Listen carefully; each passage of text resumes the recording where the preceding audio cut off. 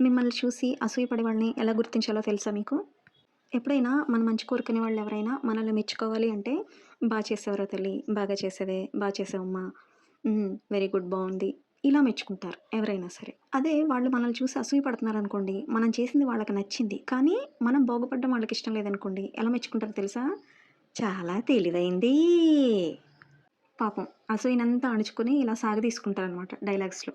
నాకైతే నిజంగా చెప్తున్నాను, అర్థమయ్యేది కాదండి. ఎందుకంటే ఒక్కోసారి ఒక్కోలా ఉంటాయి వాళ్ళ మాటలు. వాళ్ళకవసరం ఉన్నప్పుడు ఎలా మాట్లాడతారంటే, "అరే తల్లి, అమ్ములు, ఏం చేత్తన్నావురా నాన్న? మరేమో ఇది కావాలిరా, అలా చేసి పెట్టాలిరా."